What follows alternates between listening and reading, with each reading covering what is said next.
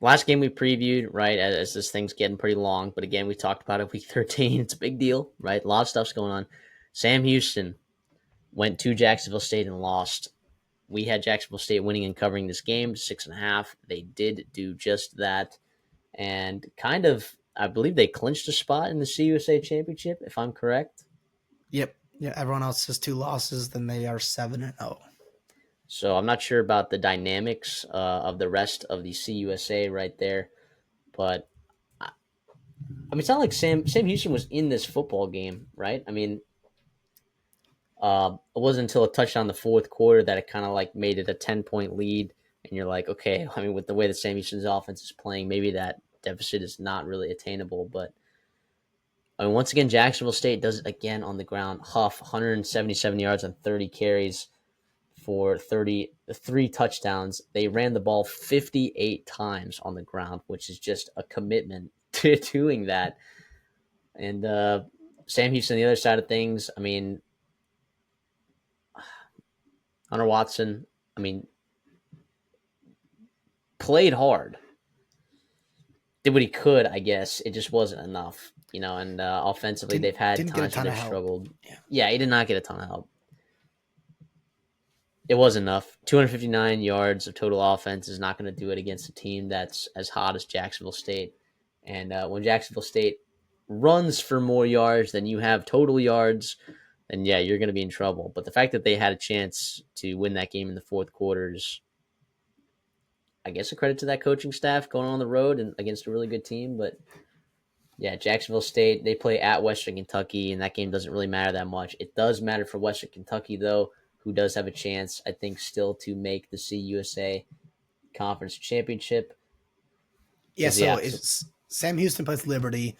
Western Kentucky plays Jacksonville State. Assuming Jacksonville State beats Western Kentucky, right? The winner of the Liberty Sam Houston game will go, and will play Jacksonville State. Although Western Kentucky gets a win and Sam Houston beats Liberty, Western Kentucky will rematch Jacksonville State the next week. So it's we love divisionless football. We think it's very exciting. It creates for good entertainment, but we get some pretty quick rematches depending on what shakes out in certain games. But yeah, that's kind of where it's at right now in the CUSA.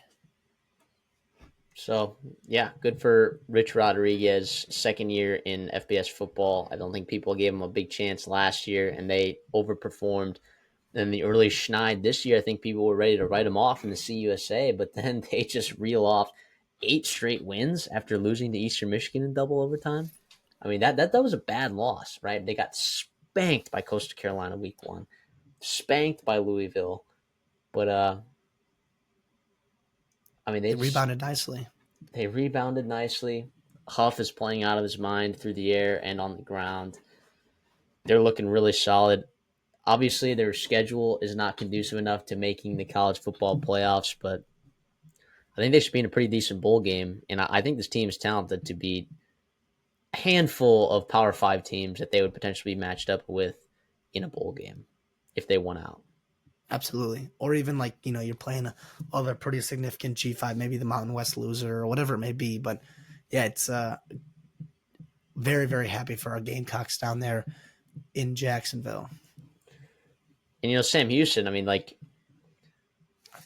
after the season that you had last year where you just lost 7 or 8 straight games to like start the season, to come back and be 8-3 heading into week 14 with the chance to still make the CUSA Conference Championship, I think is just an incredible turnaround from that team. And I think it speaks to that coaching staff over there who has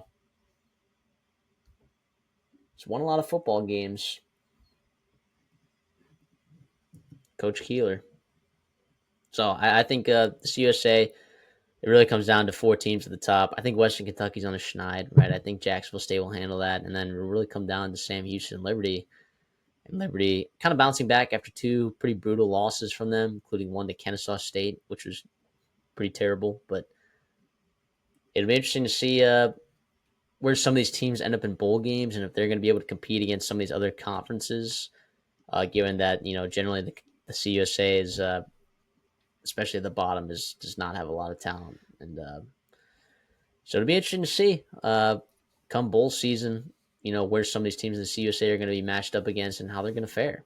And we'll get a good read on how good the CUSA really was, because you don't really see a ton of opt-outs from teams in the CUSA, right?